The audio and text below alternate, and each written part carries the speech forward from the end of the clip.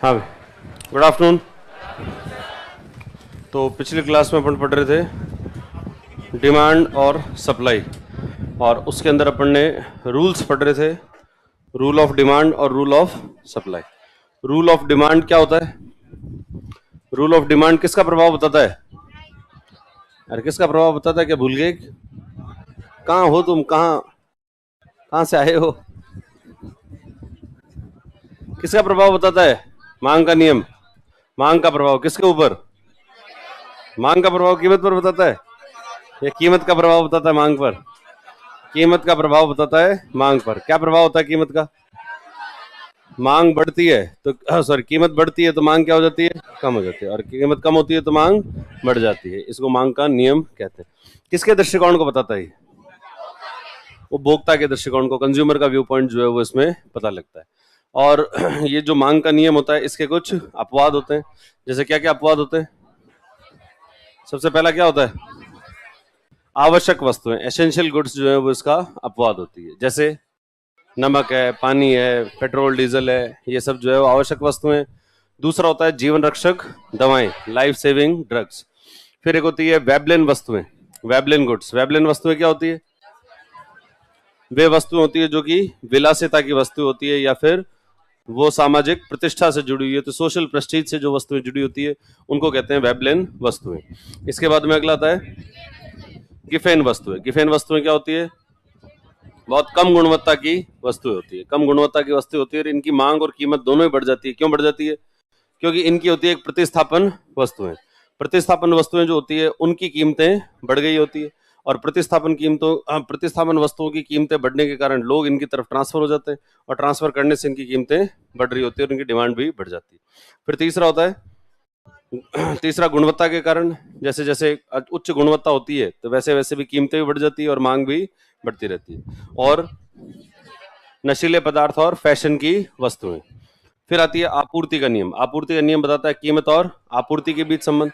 कैसा संबंध होता है दोनों के बीच? सकारात्मक। जैसे जैसे कीमत बढ़ती है वैसे वैसे आपूर्ति जो है वो भी बढ़ती रहती है। कीमत और आपूर्ति दोनों जो है बढ़ती रहती है। और ये किसका दृष्टिकोण बताता है? उत्पादक का दृष्टिकोण जो है वो दर्शाता है। और उसके बाद में इसके कुछ अपवाद होते हैं। जैसे बाजार पर एकाधिकार। अगर बाजार पर एकाधिकार है तब कीमतें, बाजार पर अगर एकाधिकार है यानी एक ही कंपनी है। एकाधिकार मतलब का क्या हो गया? एक ही कंपनी है बनाने वाली, उसका उत्पादन करने वाली एक ही कंपनी। और वो अगर एक ही कंपनी होगी उत्पादन करने वाली तो वो क्या चाहेगी? लाभ को बढ़ाना चाहेगी। ऐसा पेन कहाँ गया? पेन कहाँ है इसका?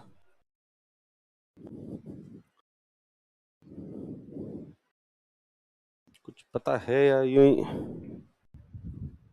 तुम ऐसे घूम रहे हो यार यहाँ?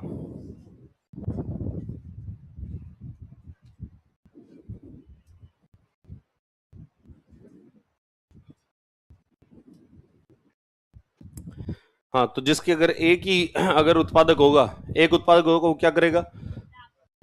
वो जैसे जैसे वो एक ही अगर उत्पादक होगा तो वो ये चाहेगा कि उसका लाभ जो है वो ज्यादा से ज्यादा बढ़े। और लाभ कैसे बढ़ाने की कोशिश करेगा? वो चाहेगा कि भाई आपूर्ति नहीं हो। अगर आपूर्ति नहीं होगी तो लाभ बढ़ता जाएगा। अगर जो है वो कीमतें बढ़ती जाएगी और कीमतें बढ़ती जाएगी तो उसका लाभ भी बढ़ता जाएगा। तो पहला तो कारण ये होता है कि वो लाभ बढ़ाना चाहता है, इस वजह से वो अपनी जो आपूर्ति उस आपूर्ति को नहीं बढ़ाता। और दूसरा कारण ये भी होता है कि वो चाहे तो भी वो नहीं बढ़ा सकता। क्यों नहीं बढ़ा सकता है? चाहे तो भी क्यों नहीं बढ़ा सकता? क्योंकि जो उसकी क्षमताएं होती है वो क्या होती है? बहुत सीमित होती है। और सीमित क्षमताएं होती है तो वो चाहकर भी अपने जो आपूर्ति उस आपूर्ति को नहीं बढ़ा सकता। तो ये पहला कारण होता है वो जो अपन ने लिखा, बाजार पर एकाधिकार। दूसरा, इसके अलावा और कौन कौन सी समस्याएं होती है जिसके कारण ऐसे कौन से अपवाद है जबकि कीमतें तो बढ़ रही है फिर भी आपूर्ति नहीं बढ़े? ऐसा और कब होता है? अगर परिवहन में क्या आती है? बाधाएं आती है। किसके अंदर आती है बाधा? परिवहन, ट्रांसपोर्टेशन। जो ट्रांसपोर्टेशन में बाधा आती है तब ऐसा ऐसी समस्या जो है वो देखी जाती है। जैसा अपन ने एग्जांपल लिया था वो एक, कि स्वेज नहर, और स्वेज नहर में एक जहाज अटक गया था। अब वो जहाज अटक गया तो आपूर्ति नहीं हो रही। अब भले जो है कीमतें बढ़ती जाओ, चाहे कितनी कीमतें बढ़ो, कीमत बढ़ने के बाद भी आपूर्ति जो है वो आगे नहीं बढ़ेगी। और वो किसके कारण हो रहा है ऐसा? परिवहन में बाधाएं। लिखो दूसरा, परिवहन में बाधाएं।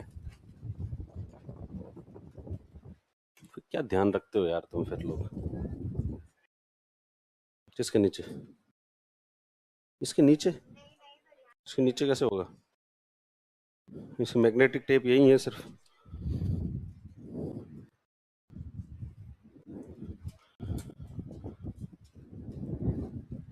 परिवहन में बाधाएं, प्रॉब्लम्स इन ट्रांसपोर्टेशन। ठीक है, अब इसमें तो बताने तो एक्सप्लेन तो क्या करना है। फिर अगला लिखो, सरकार के द्वारा प्रतिबंध, गवर्नमेंट बैन। सरकार के द्वारा प्रतिबंध, government ban.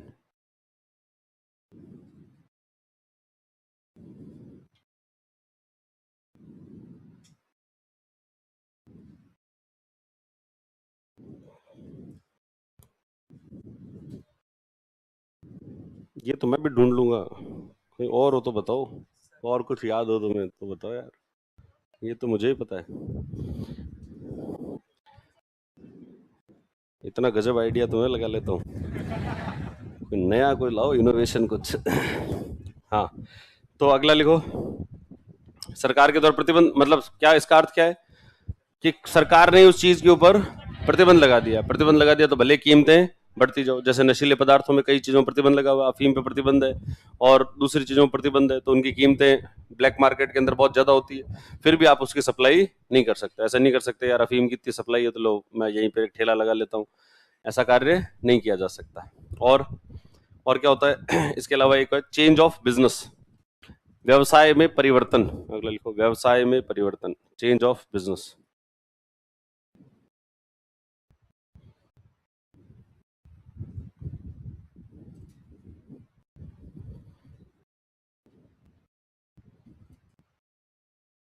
Change of business, व्यवसाय में परिवर्तन। ये कैसा कैसा होता है व्यवसाय में परिवर्तन में? तो देखो, अगर कोई व्यक्ति अपने व्यवसाय को चेंज करना चाहे, कि वो पहले जो है वो, जैसे मान लो कोई व्यक्ति है वो पहले कपड़े के व्यवसाय के अंदर है और कपड़े के व्यवसाय से अब वो किसी दूसरे व्यवसाय के अंदर जाना चाहता है, कि भाई वो जूते का व्यवसाय करना चाहता है, तो वो क्या करेगा, वो क्या चाहेगा, वो जल्दी से जल्दी व्यवसाय को चेंज करना चाहेगा।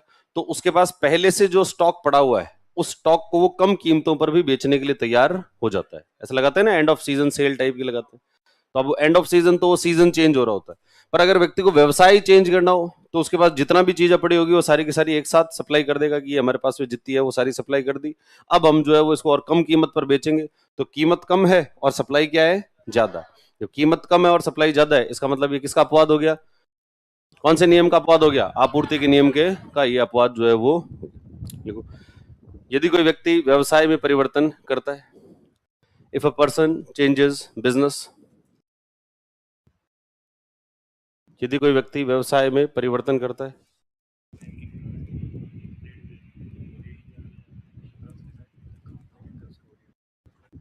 ठीक ठीक चलो,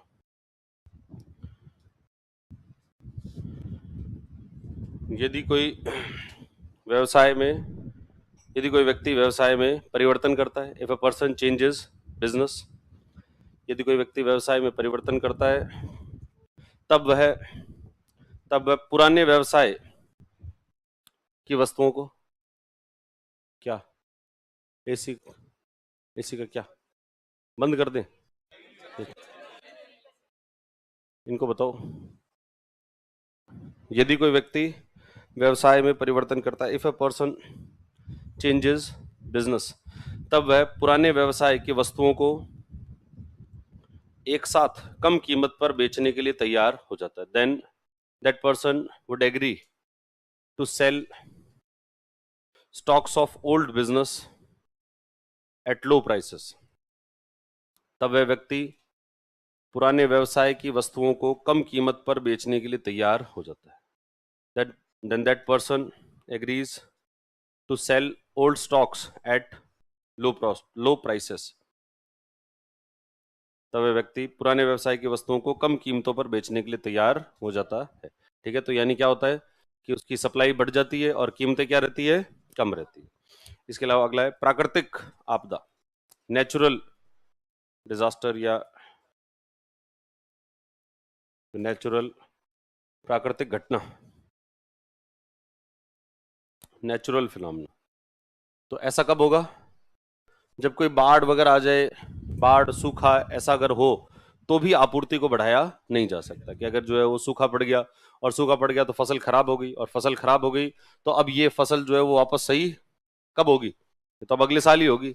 अब होगी तो खराब होगी तो वो हो ही गई। ठीक है, तो इस वजह से ऐसा अगर प्राकृतिक घटना के कारण ऐसा होता है, कोई बाढ़ और सूखे के कारण ऐसा होता है, तो फिर वो परिवर्तन मतलब उसके अंदर ये जो आपूर्ति का नियम है वो आपूर्ति का नियम लागू नहीं होता। देखो, जैसे बाढ़, सूखा, for example flood, drought,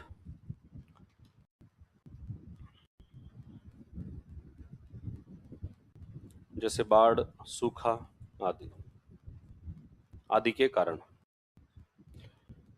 for example flood, drought etcetera.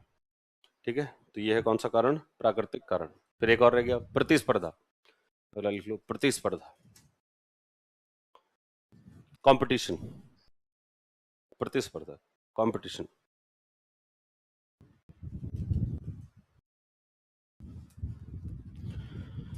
प्रतिस्पर्धा कंपटीशन में क्या होता है?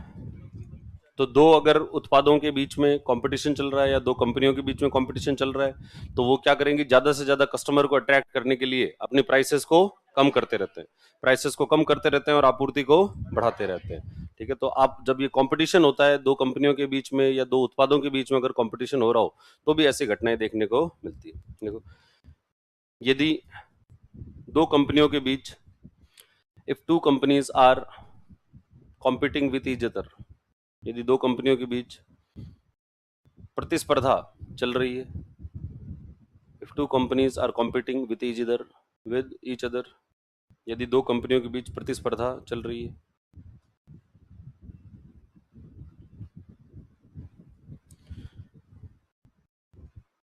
तब वे कम कीमत पर भी आपूर्ति को बढ़ाने के लिए तैयार हो जाते हैं। Then they become ready to increase supply even at low prices, तब वे कम कीमत पर भी आपूर्ति को बढ़ाने के लिए तैयार हो जाते हैं। Then they become ready to increase supply even at low prices, तब वे कम कीमत पर भी आपूर्ति को बढ़ाने के लिए तैयार हो जाते हैं।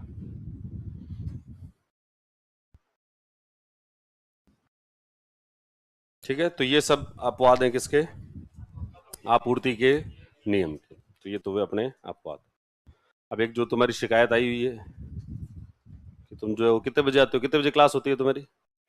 1:30 बजे। आते कितने बजे हो? 11 बजे आ जाते हो तुम? 1 बजे आते हो, 12:30। धक्का मुक्की कौन करता है? ऐसा धक्का मुक्की की घटनाएं होती है क्या? बहुत ज्यादा होती है। तो कौन करता है ऐसा? तो पीछे वाले, आगे वाले, क्या होता है? तो देखो, ऐसी घटनाएं अगर तुम करते हो, किसी के साथ में बदतमीजी करते हो, छेड़छाड़ की घटनाएं करते हो, तो सीधी तुम्हें जो है वो जेल होगी इससे। नहीं, हंसने की बात नहीं है, ये वास्तविक है ये। तुम अगर जो है वो इंटेंशनली ऐसा कुछ कर रहे हो तो हमारी तुम्हारे प्रति कोई सांत्वना जो है वो इसमें नहीं होगी। अगर ऐसी किसी ने घटना की या इस तरीके की घटना में कोई व्यक्ति इन्वॉल्व पाया गया, तो फिर ये ना सोचे कि भाई ये इससे जो है उसको कोई सांत्वना मिलेगी या वो माफी मांग लेगा तो उसको छोड़ देंगे। तो ऐसा कुछ नहीं होगा। अगर कोई इस तरीके से माहौल खराब करने की कोशिश करेगा, कोई गंदी मछली है वो पूरे तालाब को ही खराब करना चाहती है, तो उस मछली को क्या किया जाएगा? तल के खा जाएंगे हम, तो बाहर फेंक देंगे। ऐसी घटना जो है वो नहीं होनी चाहिए। इस तरह की घटनाएं तुम्हें वैसे ही शोभा नहीं देती है, और तुम यहाँ हो तो कम से कम तुम्हें अपने बारे में ये तो सोचना चाहिए कि हम कहाँ से आए हैं, क्या करने आए हैं। ये मैंने पहले दिन भी कहा था। क्या हुआ? तो जो पहले दिन में मैंने तुम्हें कहा था कि तुम्हारे जो लक्ष्य हैं वो कोई बड़े लक्ष्य हैं, ऐसी चीजों की के अंदर उलझ कर तुम मत रहो। ऐसे कि छोटा मोटा कोई केस हो गया और तो अपने आप को प्रूव करते ही रह जाओगे कि मैंने नहीं किया था या मैं इनसे इन्वॉल्व नहीं था, या अपने आप की अपना जो बेगुनाही है इसको साबित करने में 4-5 साल लग जाएंगे, और 4-5 साल लग जाएंगे तो उसके अंदर तुम्हारा वो करियर वाला टाइम जो है वो तो चला ही जाएगा। तो ऐसी घटनाओं से जितनी दूर रह सकते हो उतनी दूर जो है वो रहो। बाद में गलतियां ये नहीं होती कि मैं इसमें इन्वॉल्व था या नहीं था, गलती ये है कि भाई तुम्हारा नाम जो है उसमें आ गया, तुमने किया था कि नहीं किया था उससे कोई फर्क नहीं पड़ता। तुम उससे दूर क्यों नहीं रहे, उस बात से दूर क्यों नहीं रहे, ये तुम्हारी जिम्मेदारी है। और जो व्यक्ति ऐसा कर रहा है ऐसी घटनाओं में जो है, उसको पर्टिकुलर तो किसी को नहीं कहूं पर मैं सबको ही कह रहा हूं कि तुम यहाँ हो तो तुम अपने घर वालों के प्रतिनिधि हो। आप जो है वो जब समाज में जाते हो, लोगों के बीच में जाकर बैठते हो, तो किसके प्रतिनिधि होते हो तुम? आपके घर वालों के प्रतिनिधि हो तुम। तुम्हारे परिवार के अंदर तुमको क्या संस्कार मिले हैं, किस प्रकार के संस्कार मिले हैं, किस प्रकार के लक्षण मिले हैं, ये तुम्हें जो है वो पता लगता है कि आप संसार के अंदर बाकी लोगों से किस प्रकार का व्यवहार कर रहे हो। तो अगर तुम में से कोई ऐसा व्यवहार करता है तो एक तरफ तो हम तो दूर निकालेंगे, परंतु साथ साथ में ये भी कहेंगे, हे ईश्वर, इस आदमी के साथ में बहुत बुरा किया, इतने जो है वो बुरे माता पिता दिए इसको, इतने बुरे घर वाले दिए इसको, जिन्होंने इसको कोई लक्षण नहीं दिए, किसी प्रकार का कोई संस्कार नहीं दिए कि इसको बाहर जाकर कैसा व्यवहार करना चाहिए और कैसा नहीं करना चाहिए। यही अगर इसको नहीं पता तो ये क्या जीवन जिएगा, और क्या जानवरों के जैसे जीवन जो है जी रहे हो। यही नहीं पता कि अपन अपने साथ ही जो है उससे कैसा व्यवहार करें, साथ के अंदर रहने वाले लोग हैं, क्लास के अंदर साथ में बैठने वाले लोग हैं, उनसे अपना क्या व्यवहार होना चाहिए, अगर यही हमें नहीं पता है तो फिर अपन क्या जीवन जी रहे हैं। तो यूं ही बड़े होते जा रहे हैं, बस समय बीतता जा रहा है और बड़े होते जा रहे हैं। अरे अभी बचपना जो है निकला ही नहीं है, ये स्कूलों वाली जो घटनाएं हैं वैसी घटनाएं से कर रहे हो। अब तुम मैच्योर हो गए हो, मैच्योर हो गए हो तो वैसे उस तरीके से काम करो, और तुम्हारे परिवार की लक्षण जो है वो इससे सामने आते हैं। तुम जैसी घटना करते हो, जिस प्रकार की भाषा बोलते हो, जिस प्रकार के काम करते हो, तो हीरो मत बनने की जरूरत नहीं है। ये तुम्हें लगता है कि तुम्हारा दोस्त, तुम जो थोड़ा बहुत कुछ छोटी मोटी घटना कर दे तो तुम्हारा दोस्त कहता है वाह यार क्या बात है, तू ये हीरो। वो हीरो नहीं कह रहा होता है, वो तुम्हारी उस घटियापने पर, उस ओछेपने को जो है वो प्रोत्साहित कर रहा है। वो ये कह रहा होता है कि अरे यार तू इतना ही घटिया बना, तो और बन सकता है, तेरे अंदर तो क्षमताएं घटना घटिया बनने की और ज्यादा क्षमताएं हैं, तो गिर तो सही, और तेरे अंदर तो और नीचता भरी पड़ी है। तो तुम्हारा जो दोस्त इस प्रकार से तुम्हें प्रोत्साहित करता है और तुम्हारे को अगर ऐसा यूं हीरो बनाने की कोशिश करता है, तो वो तुम्हारा फायदा नहीं कर रहा है। वो मन ही मन में क्या कह रहा है कि ये देखो ये इतना घटिया नहीं है, ये इतना ही घटिया नहीं है, इससे भी घटिया है, अभी देखो मैं थोड़ा सा इसको और उकसाता हूं और इसका जो असली चरित्र भी सामने आ जाएगा इसका। तो जैसे जैसे वो उकसाएगा तुम्हें, और वैसे वैसे तुम अपना असली चरित्र दिखाओगे, और खुद का ही नहीं, खुद के परिवार का और पूरे वंश का जो है चरित्र दिखाओगे कि ये मेरा गांव था, ये मेरा परिवार है, और ये मैं हूं। तो तुम अकेले अपने आप से नहीं दिख रहे हो कि तुम ऐसे हो। तुमसे क्या पता लगता है, पूरे पीछे वंशजों के बारे में पता लग जाता है, अच्छा इसके दादाजी ऐसे थे, परदादाजी ऐसे थे, ओह ये तो जेनेटिक्स में ही है, वो जेनेटिक ही दिख जाती है। तो इस वजह से तुम यहां रहते हो तो कम से कम अपने आप कर, अपने व्यवहार को कंट्रोल करके रहो कि भाई ये व्यवहार अपना जो है कंट्रोल होना चाहिए। अपन समाज के अंदर आए हैं, सभ्य लोग हैं। सभ्य लोग क्या होते हैं, किसको कहा जाता है सभ्य? जो सभा में बैठने लायक होता है उसको कहते हैं सभ्य। सभ्य क्या होता है? जो सभा में बैठने लायक हो। आप घर में तो रहते हो, घर में तो अपने मर्जी से रह लो, पर सभा में जाओगे, मतलब जब लोगों के बीच में जाओगे, तो आपको दूसरों के हितों का ध्यान रखना पड़ेगा, और उनके, आपके और उनके हित जो आपस में हो सकता है कि टकराएं तो आप किस तरीके से मैनेज करोगे, समाज में कैसे रहा जाता है, तो रहना तो कम से कम सीखो। या अभी तक तुम्हें वो रहना ही नहीं आया है, लाइन में लगना ही नहीं आया अभी तक, कि अपन थोड़ी देर जल्दी आ जाते हैं तो अपन कैसे धक्का मुक्की करने लग जाते हैं, और किस तरीके से छेड़छाड़ की घटनाएं होती है। किसी ने अगर शिकायत कर दी तो मैं तुम्हें बता दूं, तुम्हें इसके जो है वो भी परिणामों के बारे में नहीं पता है। अगर ऐसा किसी ने शिकायत कर दी और तुम्हारी कोई पुलिस कंप्लेंट हो गई, किसी लड़की को ज्यादा बुरा लग गया और ऐसा कोई छेड़छाड़ की घटना हुई, कोई कंप्लेंट हो गई, तो फिर रोते ही रहोगे, करियर बर्बाद हो जाएगा, पूरा करियर बर्बाद हो जाएगा, प्रूव करने में रह जाओगे। और हो सकता है कि तुमने नहीं किया हो, सिर्फ प्रूव करने में रह जाओगे कि मैंने नहीं किया था। इसके अंदर 4-5 साल तो इसमें चले जाएंगे कि मैंने नहीं किया था। फिर प्रूव करके क्या करोगे जब तक? तो जीवन के तो 5 साल चले गए। और वो किस वजह से चले गए? एक ऐसी घटना में हम और इन्वॉल्व थे, और वो अगर गिल्टी और फील हो गए, गिल्टी और हो गए, तब तो और मुश्किल हो जाएगी। तो आरएएस बनना तो बहुत दूर की बात है, कांस्टेबल नहीं बन पाओगे। तो इसलिए यहां आते हो तो अपने आप को थोड़ा कंट्रोल रखो। अपनी ये जो तुम्हारी ऊर्जा है, बहुत जानते हैं हम, तुम बहुत ऊर्जावान हो, युवा हो, अभी खूब ऊर्जा है तुम्हारे अंदर, तो उस ऊर्जा को कंट्रोल में रखो और उसको सही डायरेक्शन में लगाओ, तो उसका अच्छा रिजल्ट आएगा, उस ऊर्जा का अच्छा रिजल्ट आएगा, खुद को भी अच्छा लगेगा, तुम्हारे परिवार को भी बहुत अच्छा लगेगा। तुम्हारे परिवार वालों, तुम्हारे माता पिता का जो है वो ऐसा सीना गर्व से चौड़ा होगा तुम्हें देखकर, उन्हें बहुत अच्छा लगेगा कि हमने ऐसी संतान जो है वो पैदा की। ऐसा चाहते हो, वो गर्व से अपना जो है वो सर ऊंचा करना चाहते हैं कि शर्म से उनका जो है सर झुकाना चाहते हो? तो गर्व से ऊंचा करना चाहते हो तो उसके लिए वैसे कर्म करो। अगर तुम जैसे कर्म करोगे वैसा ही उनको झेलना पड़ेगा। तुम्हारे को तो क्या होगा, तुम्हारे तो है ही लक्षण खराब, उनको देखना पड़ेगा कि अरे यार अब अपन को क्या कहाँ कहाँ से और सुनना पड़ेगा। वो कहेंगे कि लो बच्चों को भेजा था आपने पढ़ने के लिए, ये गए तुम्हारे बच्चे, कहा था कि ये बढ़ेंगे, आरएएस बढ़ेंगे, वहां बढ़ेंगे, गए जाएंगे जयपुर, नाम कमाएंगे, ये नाम कमा के आए हैं, ये केस लेके आए हैं एक, और इस तरीके का केस जो है लेके आए हैं, क्या इज्जत रह जाएगी कहीं पर?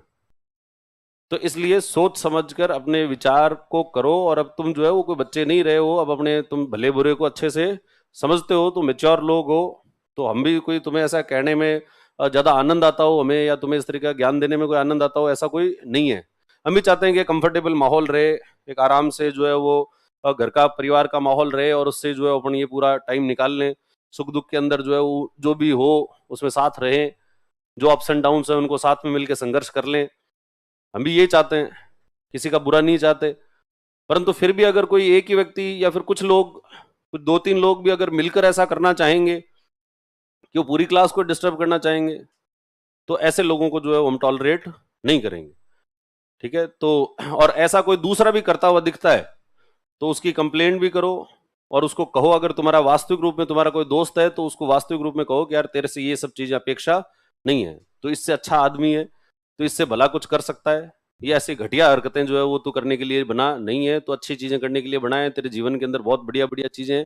अपने दोस्त को कोई सलाह दो तो ऐसी सलाह दो, उसको ऐसी सलाह मत दो कि हाँ तू एक बार और वंस मोर ऐसी करना करके सलाह देने का मतलब है तुम उसके दोस्त नहीं हो, तुमसे बड़ा दुश्मन उसका और कोई है नहीं।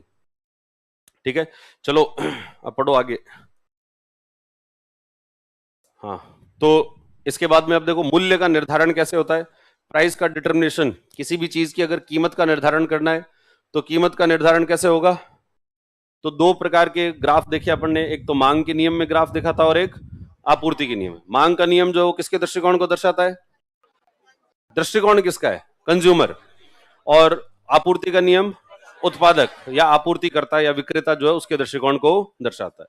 और जिस पॉइंट के ऊपर ये दोनों सहमत हो जाते हैं, जहां पर उपभोक्ता और जहां पर ये जो उत्पादक है या विक्रेता है, वो दोनों जिस पॉइंट के ऊपर सहमत हो जाते हैं उसी को क्या कहते हैं? प्राइस कहते हैं। किसी भी चीज की अगर प्राइस डिटरमाइन करते हैं तो प्राइस कैसे डिटरमाइन करते हैं? जब कौन एग्री करेगा?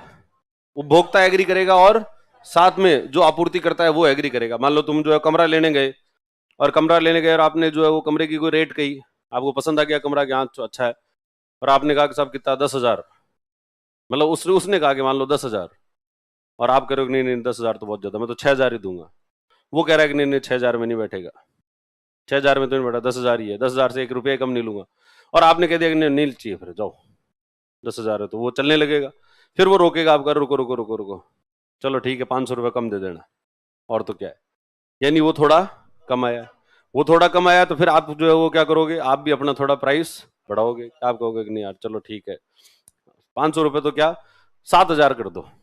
वो कहेगा नहीं नहीं नहीं 7,000 तो बहुत कम है, इतने में तो नहीं होगा, इतना तो हमारी कॉस्ट लग जाती है, ये लग जाती है, वो लग जाती है, कई बातें ऐसे की जाएगी।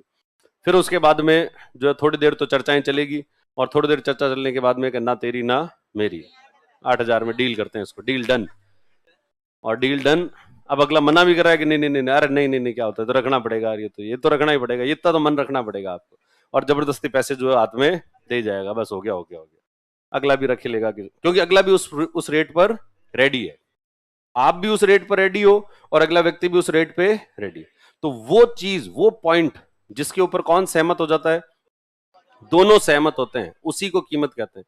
इसलिए कहा जाता है बाजार कभी अन्याय नहीं करता।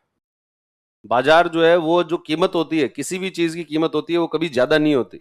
अगर कीमतें ज्यादा हो तो लोग खरीदना बंद कर देंगे, और खरीदना बंद कर देंगे तो अपने आप कीमतें क्या हो जाएगी? नीचे आ जाएगी। और अगर लोग खरीदना बंद नहीं कर रहे हैं, इसका मतलब लोग अफोर्ड कर सकते हैं, और लोग अफोर्ड कर सकते हैं तो वो कीमत जो है वो एकदम जुडिशियस है, उसको जो न्यायोचित कहा जाएगा, उसको गलत नहीं कहा जाएगा। क्योंकि कीमतों का निर्धारण कोई अकेला व्यक्ति नहीं कर सकता है, ये किसी के ऊपर थोपी नहीं जा सकती। कि जैसे मान लो अभी अपन कहें कि भाई फीस है, फीस को 10 लाख रुपए कर दें, तो ये नहीं कर सकते। क्यों नहीं कर सकते? जैसे आप करोगे तो वो कोई खरीदेगा ही नहीं, और नहीं खरीदेगा तो आपको अपने आप ही अपनी कीमतें क्या करनी पड़ेगी? डाउन करनी पड़ेगी। तो आप जुडिशियस प्राइस रख सकते हो, आप ऐसी प्राइस नहीं रख सकते हो जो कि लोग अफोर्ड नहीं कर सकते या जिस पर लोग एग्री नहीं कर सकते। तो इसलिए बाजार के अंदर कीमत का निर्धारण किसके माध्यम से होता है? उपभोक्ता और उत्पादक दोनों के माध्यम से होता है, और दोनों जिस पॉइंट पर सहमत होते हैं उसी को क्या कहते हैं अपन? उसी को कीमत कहते हैं। लिखो, हेडिंग डालो, मूल्य का निर्धारण या कीमत का निर्धारण, कीमत का निर्धारण, प्राइस डिटर्मिनेशन, कीमत का निर्धारण, price determination.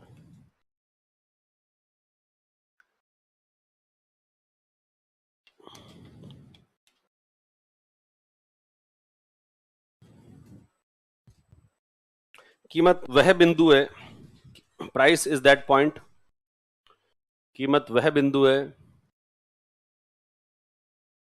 Price is that point, कीमत वह बिंदु है जिस पर price is that point at विच, वह बिंदु है जिस पर उपभोक्ता और विक्रेता एक दूसरे से सहमत हो जाते हैं।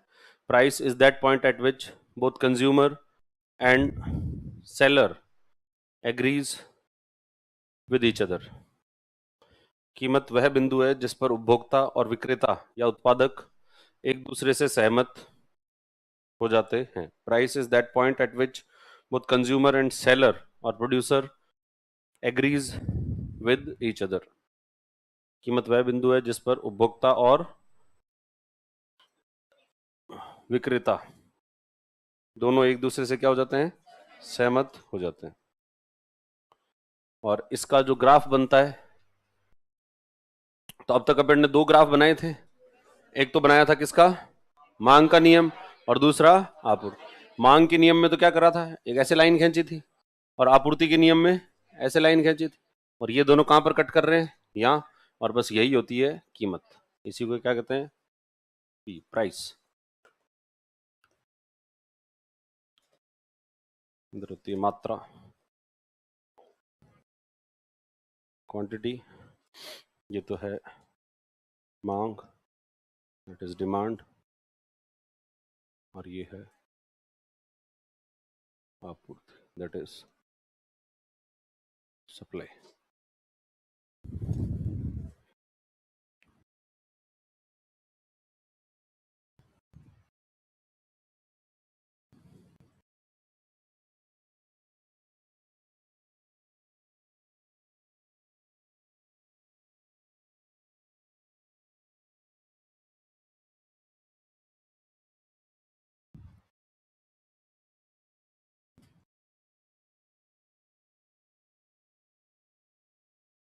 क्वांटिटी Q और प्राइस P।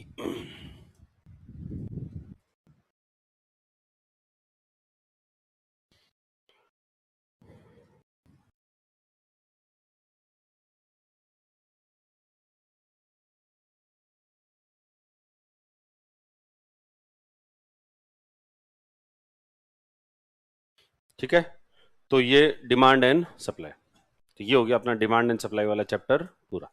ठीक है, तो इस तरीके से डिमांड, एक तो मांग, अपने क्या क्या पढ़ा इसमें, डिमांड, मांग क्या होती है और आपूर्ति क्या होती है, डिमांड क्या होती है, सप्लाई क्या होती है, इसकी परिभाषा देखी। फिर डिमांड और सप्लाई का एक दूसरे के ऊपर क्या प्रभाव होता है, अगर डिमांड ज्यादा हो जाती है तो क्या हो, सप्लाई से अगर डिमांड ज्यादा हो जाए तो क्या हो, या सप्लाई ज्यादा हो जाए तो क्या होता है, उन दोनों को देखा। और उसके बाद में हमने मांग को प्रभावित करने वाले कारक कौन से हैं, और मांग के टाइप्स कौन कौन से हैं, आपूर्ति को प्रभावित करने वाले कारक कौन से हैं, आपूर्ति के टाइप्स कौन कौन से हैं, फिर इन दोनों में मांग का नियम क्या है और आपूर्ति का नियम क्या है, और उसके बाद में अपन ने प्राइस का डिटर्मिनेशन, इन दोनों के अपवाद, और अपवाद के बाद में देखा प्राइस का डिटर्मिनेशन कैसे होता है। तो ये तो प्राइस का डिटर्मिनेशन हुआ कैसे, जब दोनों चीजों को जो डिमांड और सप्लाई के आधार, तो पहली बात तो डिमांड एंड सप्लाई के आधार पर आप प्राइस डिटरमाइन करते हो। दूसरा, डिमांड एंड सप्लाई के अलावा भी एक और तरीके से होता है। किसी भी चीज को जब हम उत्पादित करते हैं, किसी भी चीज को प्रोड्यूस करते हैं, उत्पादन करते हैं, तो उत्पादन करने के लिए अपन को चार चीजों की जरूरत होती है। किसी भी चीज को अगर आप उत्पादन करना चाहोगे, कोई वस्तु हो या सेवा हो, अगर आप उत्पादन करना चाहते हो तो कितनी चीजें चाहिए आपको, चार। और इन चार चीजों को कहा जाता है उत्पादन के कारक, के कारक या साधन, factors of production. Factors of production कितने होते हैं, चार होते हैं। जैसे अभी यहां पर अपन क्या उत्पादित कर रहे हैं, सेवा उत्पादित हो रही है ना। तो अब ये सेवा उत्पादित हो रही है, तो इसमें किस किस चीज की जरूरत होती है, किस चीज की जरूरत होगी, सबसे पहले क्या चाहिएगा, भाई अगर आपको क्लास लगानी है तो सबसे पहले क्लास रूम होना चाहिए आपके पास, क्लासरूम होना बहुत जरूरी है। और क्लासरूम जो होता है उसी को क्या कहते हैं, लैंड कहते हैं। आप किसी भी चीज का उत्पादन करना चाहते हो, चाय उत्पादित करना चाहते हो तो आपको थड़ी लगाने के लिए जगह चाहिए, कार उत्पादित करना चाहते हो तो फैक्ट्री लगाने के लिए जगह चाहिए। ठीक है, तो ये जो जगह होती है या नेचुरल रिसोर्सेज को जो हम यूज करते हैं उसको हम कहते हैं लैंड। लैंड के अंदर सिर्फ सीधी लैंड ही नहीं आती, लैंड के अंदर नेचुरल रिसोर्सेज भी आ जाते हैं। ठीक है, प्राकृतिक जो रिसोर्सेज होते हैं वो भी आते हैं। तो सबसे पहला तो क्या हो जाएगा, लैंड, भूमि, आपको लैंड की जरूरत होगी। दूसरा, दूसरा जो है चाहिए होता है लेबर, श्रम, कि लैंड तो मिल गई, उसके बाद में अगर आप किसी भी चीज को उत्पादन करना है तो काम करने वाले लोग चाहिए। जैसे अभी यहां पर अपन क्लासरूम ले लिया, क्लासरूम लेने के बाद में क्या चाहिए, टीचर चाहिए, साथ साथ में काम करने वाले बाकी स्टाफ चाहिए। तो ये सब लोग जब मिलकर काम करेंगे तब जाकर किसी चीज का उत्पादन जो है वो होगा। तो लैंड होगी, लैंड के बाद में दूसरा क्या होगा, लेबर होगा, श्रम होगा। फिर तीसरा, तीसरा आपको जो है वो बहुत सारी ये चीजें, स्क्रीन चाहिए, एसी चाहिए, ये पंखे चाहिए, ये लाइट चाहिए, ये सब चाहिए, माइक चाहिए, पूरा जो है वो सिस्टम चाहिए, ये सब चीजें चाहिए। और ये सब चीजें लाने के लिए पहले क्या लगाने पड़ेंगे, पैसे, भाई खर्चा करना पड़ेगा। और खर्चा करना पड़ेगा तो आपको पहले पैसा जो है वो खर्च करना होता है। और पैसा जो खर्च करना होता है उसको कहते हैं हम पूंजी। उसको क्या कहा जाता है, पूंजी या कैपिटल जो है वो कहा जाता है। तो ये पूंजी लगाई, कैपिटल लगा दिया। अब ये जो भूमि, श्रम, पूंजी, ये तीन चीजें हैं, इन तीनों फैक्टर्स को एक जगह लाने वाला कोई आदमी चाहिए। कोई ना कोई आदमी ऐसा प्लान करने वाला हो कि भाई मैं ऐसा एक जगह लूंगा, उस जगह के अंदर ये सब चीजें जो है लगाई जाएगी, यहाँ यहाँ से हम जो है वो काम करने वाले लोग लाएंगे, और फिर इस तरीके से हम कंज्यूमर को ये जो प्रोडक्ट होगा इस प्रोडक्ट को कंज्यूमर को देंगे। जो भी उपभोक्ता होगा उस उपभोक्ता को ये प्रोडक्ट दिया जाएगा। ऐसा करने के लिए कोई ना कोई व्यक्ति चाहिए, और उस व्यक्ति को क्या कहा जाता है, उसको कहते हैं उद्यमी,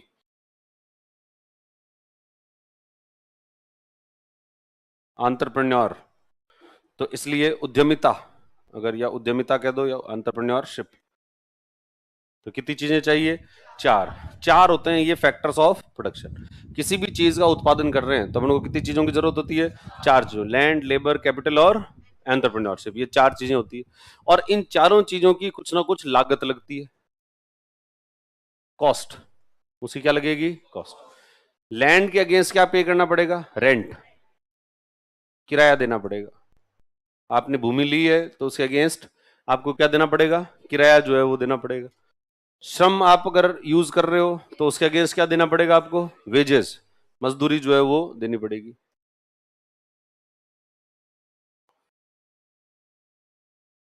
मजदूरी देनी पड़ेगी। पूंजी, पैसा लगाया आपने, तो पैसा लगाया तो उसके बदले क्या मिलेगा, ब्याज, इंटरेस्ट।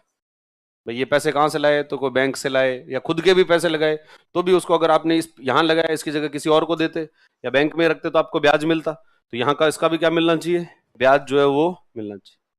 और फिर ये जो एंटरप्रेन्योर है ये सब इतनी मेहनत कर रहा है, क्यों कर रहा है, क्योंकि इसको क्या चाहिए, प्रॉफिट चाहिए, लाभ। तो इन चार चीजों को मिलाकर क्या होता है, लागत का निर्धारण होता है। किसका निर्धारण होता है, लागत का निर्धारण होता है। तो कोई भी चीज जब बेची जाएगी तो उसकी कीमत कितनी होगी, किसी भी चीज को अगर हम बेचें तो कीमत कैसे निर्धारित करें कि उसकी कीमत कितने रुपए में बेचना चाहिए। तो इन चार फैक्टर से अपन क्या निर्धारित करते हैं, उसकी कीमत जो है वो निर्धारित करते हैं। इससे पता लगता है उसकी लागत कितनी है, कॉस्ट कितनी है, और कॉस्ट के आधार पर उसकी कीमत जो है वो निर्धारित होती है। हेडिंग डालो, देखें, उत्पादन के कारक, फैक्टर्स ऑफ प्रोडक्शन, उत्पादन के कारक, फैक्टर्स ऑफ प्रोडक्शन।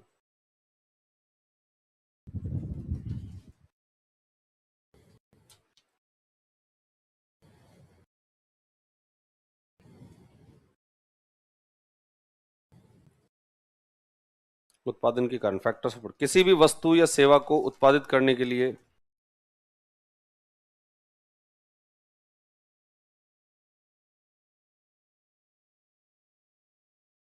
किसी भी वस्तु या सेवा को उत्पादित करने के लिए, to produce any goods and services, goods और सर्विसेज, किसी भी वस्तु या सेवा को उत्पादित करने के लिए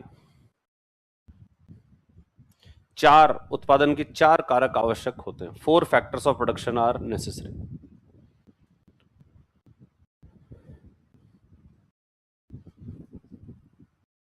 उत्पादन के 4 कारक आवश्यक होते हैं। 4 factors of production are necessary.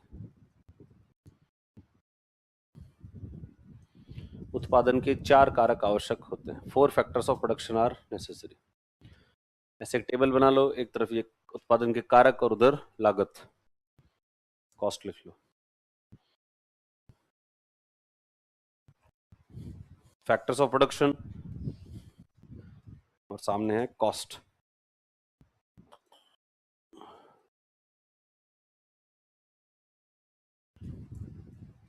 इसलिए किसी भी चीज का जब उत्पादन होता है जहां पर, तो उसको अपन क्या कहते हैं? फैक्ट्री।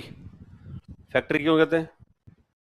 क्योंकि फैक्टर्स लगे होते हैं वहां पर। कितने फैक्टर लगे हुए हैं? 4 फैक्टर जो है वो काम कर रहे हैं।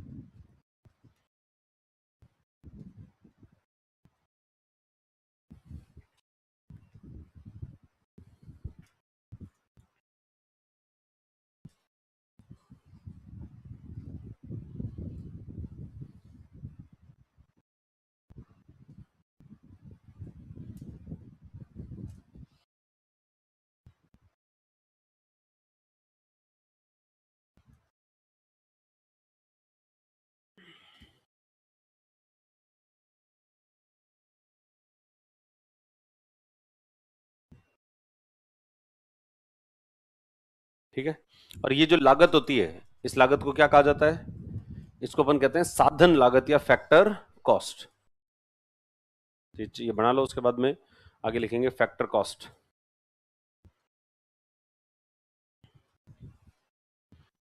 टेबल। अब इसके बाद में लिखो, एक फॉर्मूला लिखो, साधन लागत, फैक्टर कॉस्ट। साधन लागत में उन चारों चीजों को जोड़ दो। किराया प्लस मजदूरी प्लस ब्याज प्लस लाभ, rent plus wages plus interest and plus profit. इन 4 चीजों को जोड़ते हैं तो क्या आता है? साधन लागत आता है। ये है फैक्टर कॉस्ट। फैक्टर कॉस्ट या कहते हैं फैक्ट्री लागत। कई बार कोई कि साहब ये कहाँ से लाए हो, तो फैक्ट्री कीमत पर लाए हैं, यानी फैक्ट्री में जो बनी थी, बनते समय उसकी जो लागत रही, उसकी कॉस्ट के ऊपर अपना पड़ा। परंतु ये तो होती है, इसका मतलब फैक्ट्री की कीमत होती है। बाजार के अंदर जब हमें कोई चीज मिलती है तो इस कीमत पर नहीं मिलती, इससे थोड़ी सी ज्यादा मिलती है। बाजार के ऊपर जब भी हमें कोई चीज मिलेगी तो वो मिलेगी हमें बाजार मूल्य पर। किस पर मिलेगी? बाजार मूल्य पर मिलेगी, मार्केट प्राइस। और मार्केट प्राइस क्या होती है? तो इसको डिटरमाइन करते हैं साधन लागत, फिर इसमें एक टैक्स जोड़ देते हैं। टैक्स कौन सा जोड़ देते हैं? अप्रत्यक्ष कर, इनडायरेक्ट टैक्स, और माइनस सब्सिडी। कि जब भी आप कोई चीज को बाजार में बेचते हो तो सरकार क्या लगाती है? टैक्स लगाती है, इनडायरेक्ट टैक्स लगाती है। जैसे जीएसटी, जैसे कौन सा टैक्स लगता है?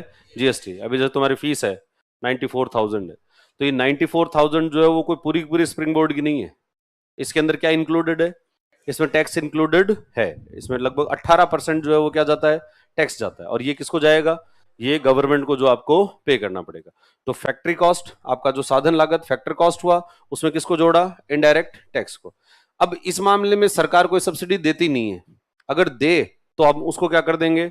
माइनस कर देंगे। अभी वर्तमान में सरकार कोई सब्सिडी नहीं देती, परंतु कई चीजें होती है जिसमें सरकार सब्सिडी दे भी देती है। जैसे किसानों को आप फर्टिलाइजर देती है, यूरिया देती है, तो फर्टिलाइजर देती है, तो सरकार क्या करती है? उसके अंदर सरकार उस फैक्ट्री को या वो जो भी उत्पादन करने वाला है उसको सरकार के द्वारा सब्सिडी दे दी जाती है। और सब्सिडी देती है तो वो क्या करता है? अपनी पूरी कॉस्ट में से उसकी जो भी कीमत हुई, उस कीमत में से किसको घटा देता है? सब्सिडी को घटा देता है। और सब्सिडी को घटाकर मार्केट के अंदर उस चीज पे बेच देता है। तो लिखो ये वाला फॉर्मूला, मार्केट प्राइस बराबर फैक्टर कॉस्ट प्लस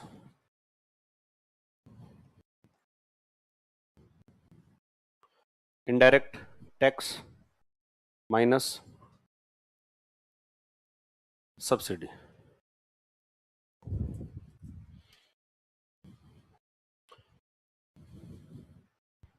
साधन लागत प्लस अप्रत्यक्ष कर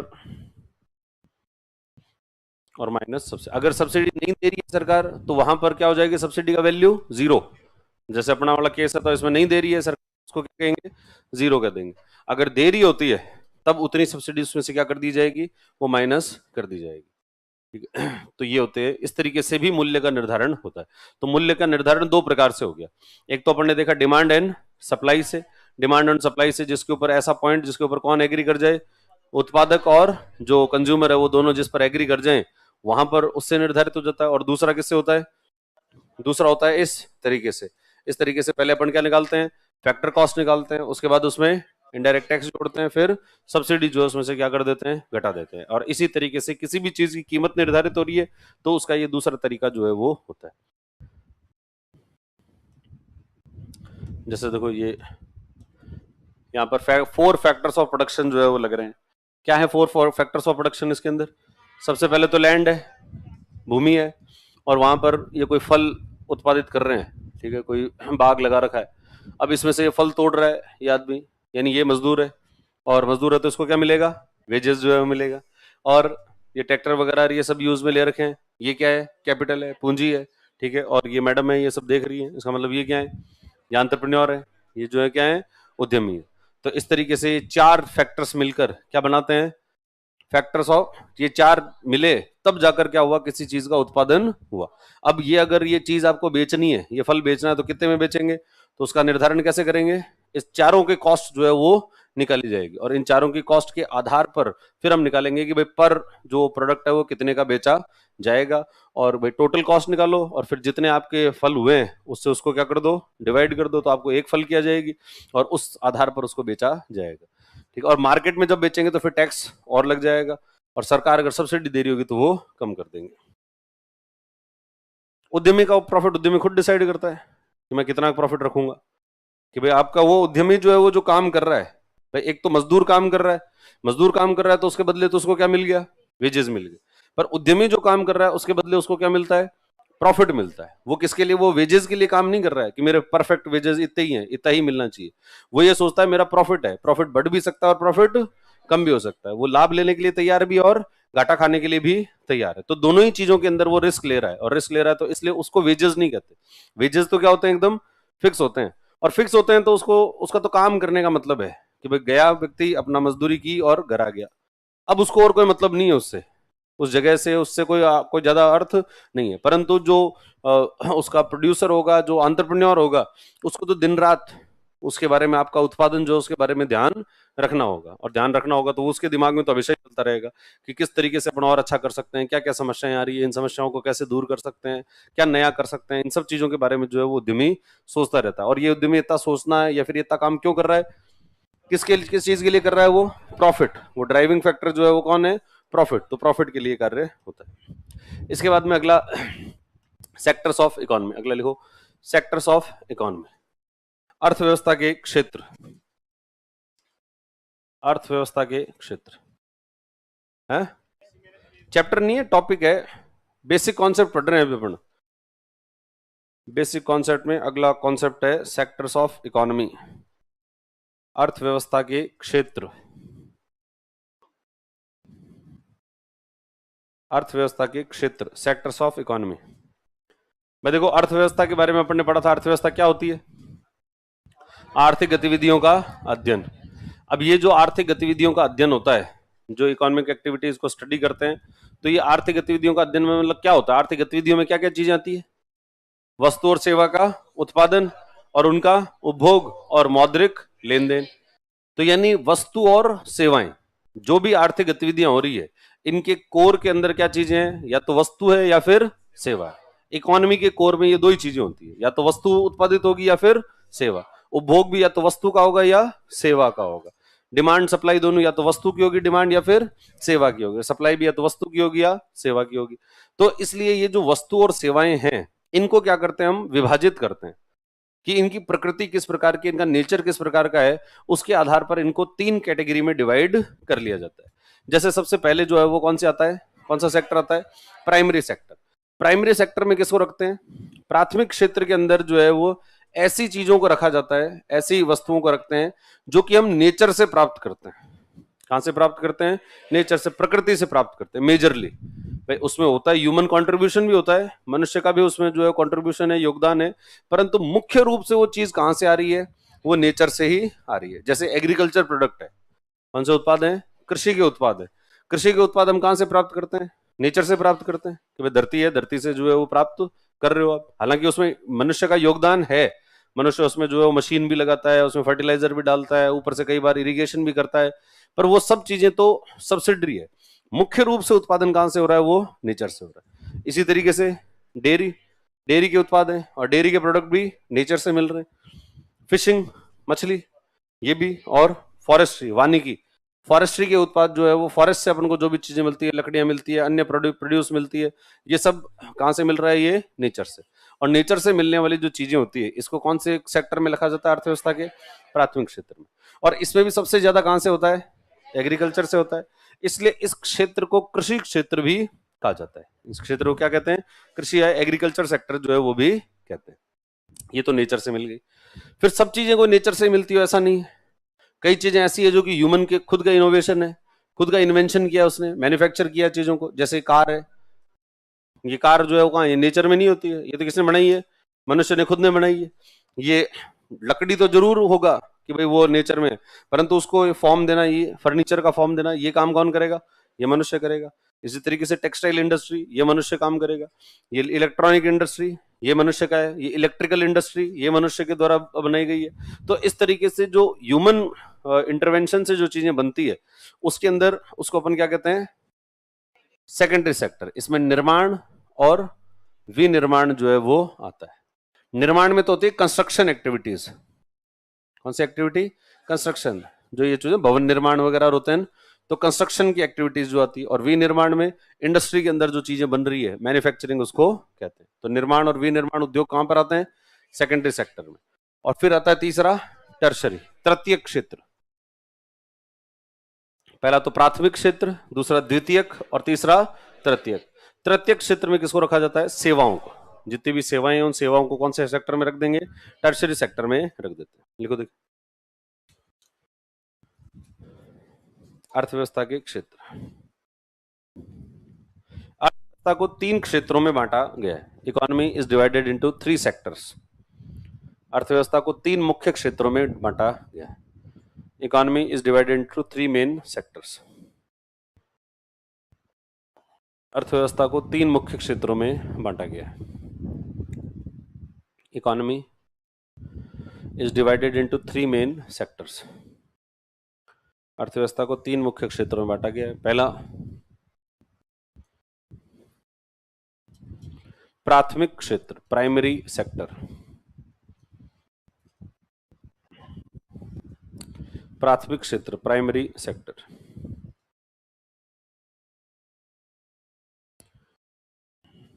इसमें ऐसी वस्तुओं को रखा जाता है, under it such goods are placed.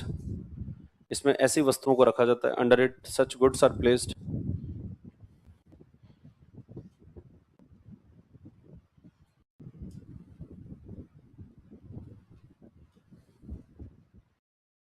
इसमें ऐसी वस्तुओं को रखा जाता है, under it such goods are placed, जो कि हम प्रकृति से प्राप्त करते हैं, which we get from nature. जो कि हम प्रकृति से प्राप्त करते हैं, which we get from nature.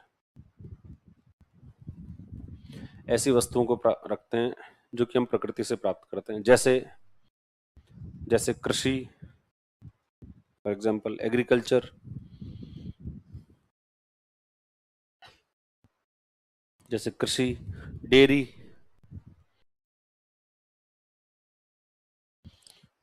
Matsya,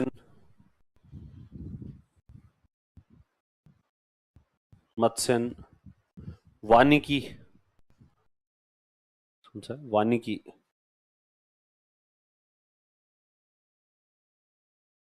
forestry.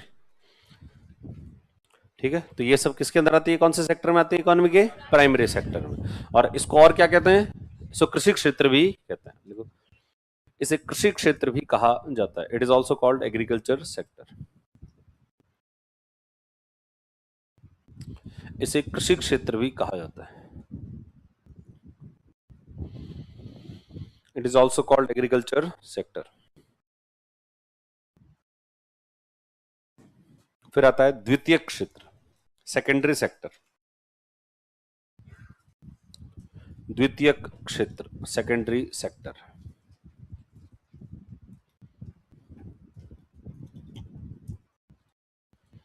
Secondary sector, इसमें निर्माण और विनिर्माण गतिविधियों को रखा जाता है। Under it construction and manufacturing activities are placed. इसमें निर्माण और विनिर्माण गतिविधियों को रखा जाता है। Construction and manufacturing activities are placed under it. इसमें निर्माण और विनिर्माण गतिविधियों को रखा जाता है। Construction and manufacturing activities are placed under it.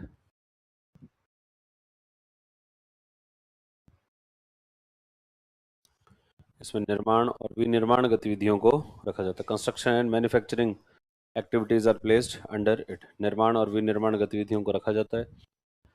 जैसे जैसे मोटर वाहन उद्योग, ऑटोमोबाइल इंडस्ट्री। जैसे मोटर वाहन उद्योग, ऑटोमोबाइल इंडस्ट्री।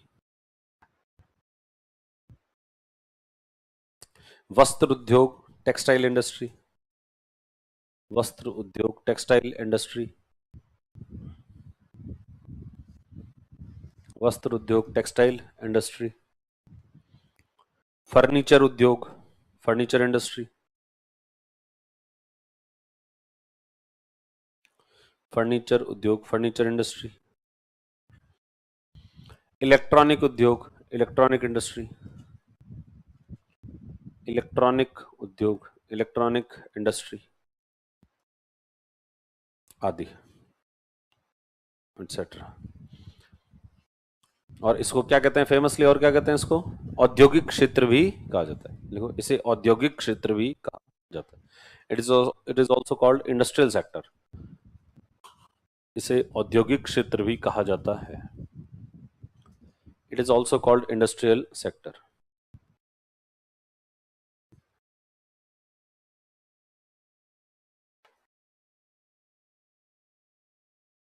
इसे औद्योगिक क्षेत्र भी कहा जाता है। It is also called industrial. फिर तीसरा आता है तृतीयक क्षेत्र, टर्शरी सेक्टर। तृतीयक क्षेत्र, टर्शरी सेक्टर।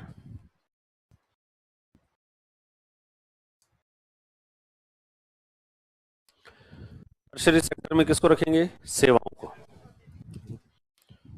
इसमें सेवाओं को रखा जाता है। Services are placed under it. इसमें सेवाओं को रखा जाता है। Services are placed under it.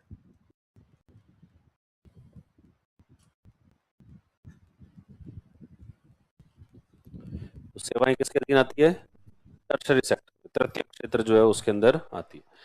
अब देखो, ये टर्शरी सेक्टर, और इसको और क्या कहते हैं? इसको सेवा क्षेत्र भी कहते हैं। ये भी लिख लो, इसे सेवा क्षेत्र भी कहा जाता है। It is called service sector. इसे सेवा क्षेत्र भी कहा जाता है। It is also called service sector.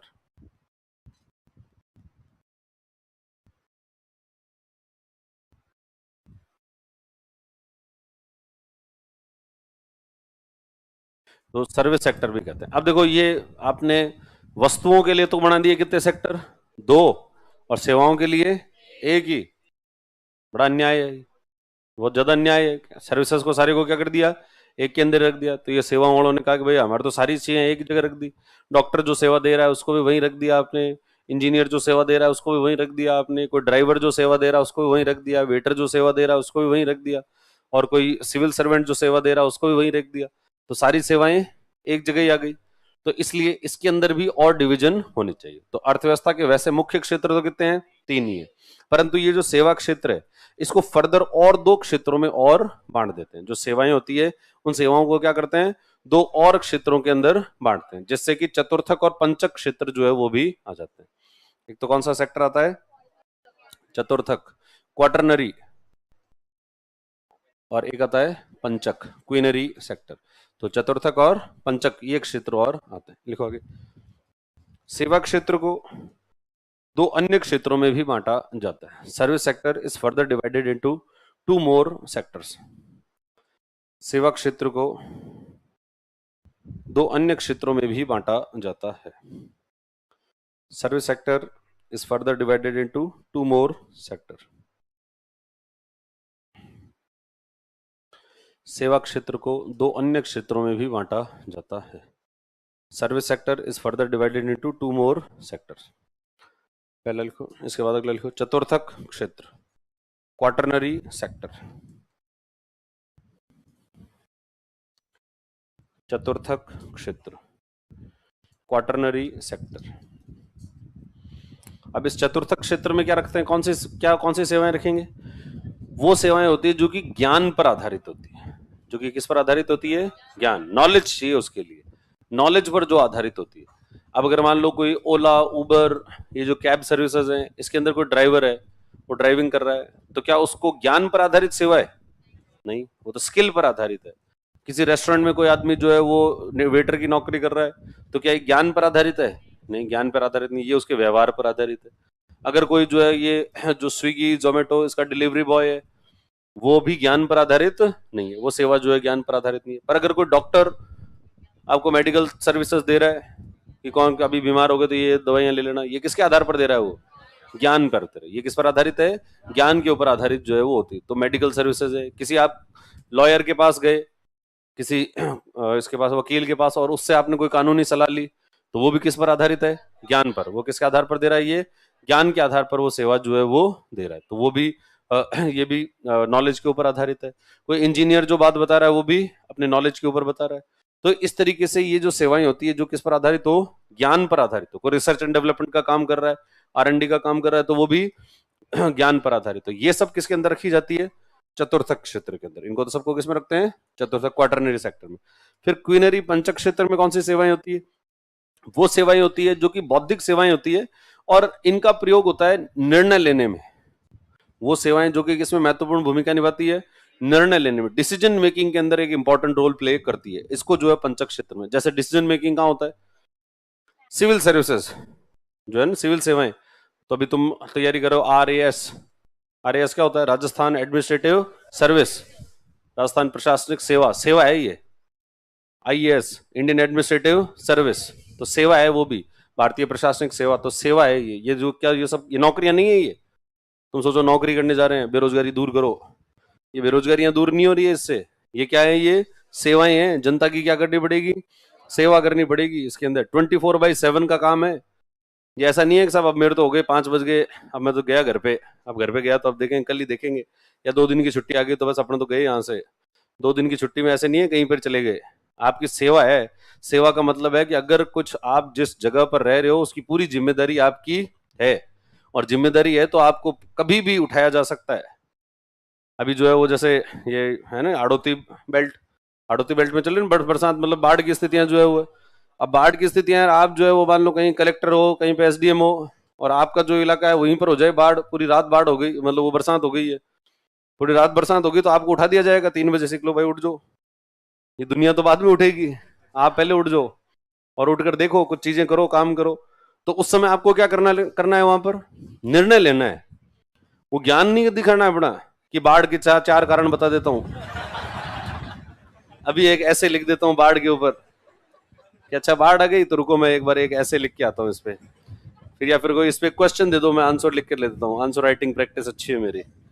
ऐसे नहीं है, वहां क्या करने हैं? डिसीजन लेने हैं कि कौन सी NDRF की टीम को बुलाओगे, कोई दूसरी जगह से हेल्प लोगे, या कौन लोग हैं जो सबसे ज्यादा बुरी स्थिति के अंदर हैं, ढलान के क्षेत्र कौन से हैं, उनको लोगों को सबसे पहले रेस्क्यू किया जाए। रेस्क्यू करने के लिए हेलीकॉप्टर कहां से बुलाओगे? ये सब चीजें जो है वो के निर्णय लेने होंगे आपको फटाफट उसी समय। इसलिए कलेक्टर जो होता है, कलेक्टर के साथ में ऑफिस उसके साथ में होता है कि भाई आपके ऑफिस के लिए ऐसा नहीं है कि सब ऑफिस तो कहीं और रह गया, कलेक्टर के अंदर रह गया और मैं तो घर पे आ गया। घर के अंदर भी एक ऑफिस होता है, और उस समय वहीं से अपना जो है ऑर्डर आप टाइप करो या फिर जो भी करना है वो करो, और आप उसको जो है फटाफट भेजो, और काम जो है वो काम फटाफट होने चाहिए। तो ये जो काम होते हैं ये किसके हैं? ये निर्णय लेने के। जब भी आप सर्विसेज में जाओगे तो सबसे इंपॉर्टेंट जो काम तुम्हें करना है वो क्या करना है? डिसीजन लेने। और डिसीजन किसके हित में लेने? जनता के हित में लेने। जनहित के अंदर निर्णय लेने का कार्य जो है वो कार्य करना होता है। तो बस यही कार्य जो है आपको करना हो। तो ये सर्विसेज जो सिविल सर्विसेज हैं, सेवाएं हैं, वो कौन से क्षेत्र में आती है? पंचक क्षेत्र में। इसी तरीके से पॉलिटिकल सर्विसेज होती है, राजनीतिक सेवाएं। राजनेता है वो भी क्या करते हैं, जनता की क्या करते हैं, सेवा करते हैं। और जनता की सेवा कैसे करते हैं, जनता के पक्ष में निर्णय लेकर, कि जनता के पक्ष में निर्णय कि कौन सा कानून पारित होना चाहिए, इस कानून के अंदर क्या प्रावधान होने चाहिए, ये कानून कैसे लागू होगा, अगर लागू नहीं हो रहा है तो क्यों नहीं हो रहा है, उसके बारे में सवाल उठाया जाए। तो इस प्रकार से निर्णय लेकर जो है वो जनसेवा की जाती है। कोई कंपनी है, उस कंपनी का हायर मैनेजमेंट, कंपनी का कौन सा मैनेजमेंट, टॉप मैनेजमेंट होता है, जो सीईओ होते हैं या कंपनी का मैनेजिंग डायरेक्टर होते हैं या कंपनी का बोर्ड ऑफ डायरेक्टर होता है। तो ये जो लोग होते हैं वो कंपनी के निर्णय लेते हैं कि कंपनी को और एक्सपैंड करना है तो निवेश करें। जैसे भी कल आया ना, कल मुकेश अंबानी का वो एजीएम थी, उसके अंदर उसने कहा कि अपन क्या करेंगे, 5G जो है वो लॉन्च कर देंगे, हम दिवाली तक 5G जो है वो लॉन्च कर देंगे। अब ये उन्होंने निर्णय लिया कि अपन को ये काम करना है और कितने टाइम लिमिट में करना है, ये इतने इतने टाइम लिमिट के अंदर ये कार्य जो है वो करना। तो ये जो कंपनी के टॉप मैनेजमेंट होता है वो कौन से क्षेत्र में आता है, वो भी पंचक क्षेत्र के अंदर आता है। लिखो चतुर्थक क्षेत्र। पहले तो इसमें ज्ञान आधारित सेवाओं को रखा जाता है। Knowledge based services are place under it. इसमें ज्ञान आधारित सेवाओं को रखा जाता है। Knowledge based services are place under it.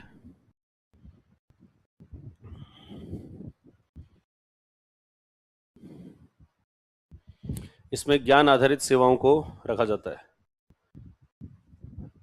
Knowledge based services are place under it. इसमें ज्ञान आधारित सेवाओं को रखा जाता है। जैसे फॉर एग्जाम्पल, जैसे मेडिकल सेवाएं। अरे पीछे क्या चल रहा है तुम्हारे टोपी मास्टर, क्या हो गया, तुम दोनों तीनों के? देखो, लिखो, पढ़ो। तुम्हें नहीं पता है, मुझे दिख रहा है सब। तुम्हें लग रहा होगा कि नहीं दिख रहा होगा, आगे आगे देख रहे होंगे, अपन तो पीछे बैठे हैं। लिखो मेडिकल सेवाएं, और आगे विधिक सेवाएं, लीगल सर्विसेज।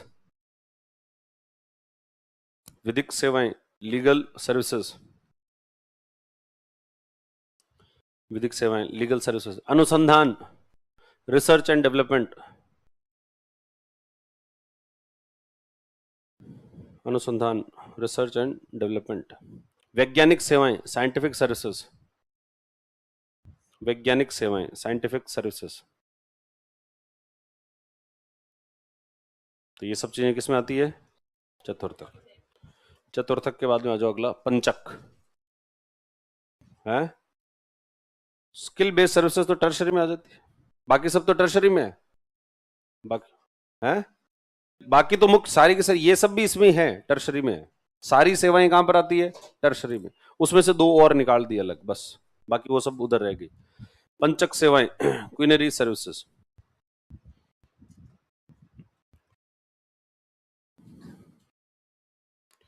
क्विनरी सर्विसेज, इसमें क्या आता है, इसमें बौद्धिक सेवाओं को रखा जाता है।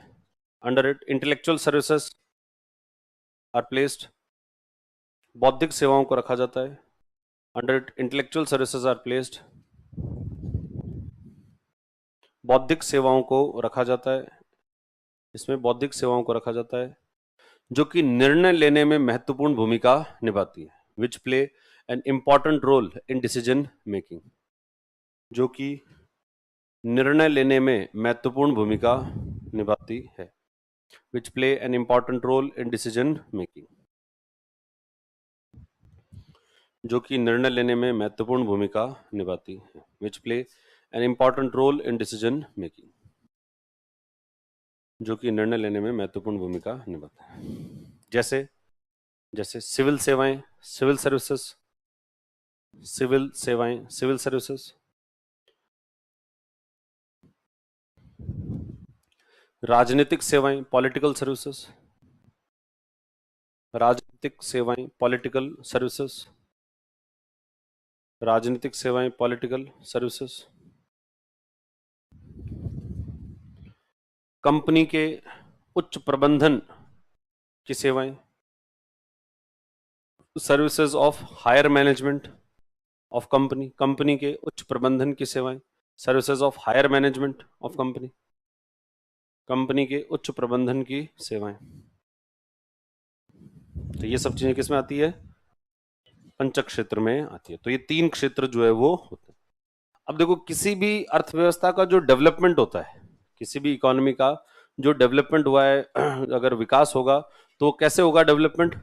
तो 3 स्तर में होता है। सबसे पहले कोई भी अर्थव्यवस्था जो होती है वो होती है कृषि आधारित। कैसी होती है? कृषि आधारित, एग्रीकल्चर बेस्ड इकोनॉमी जो है वो होगी।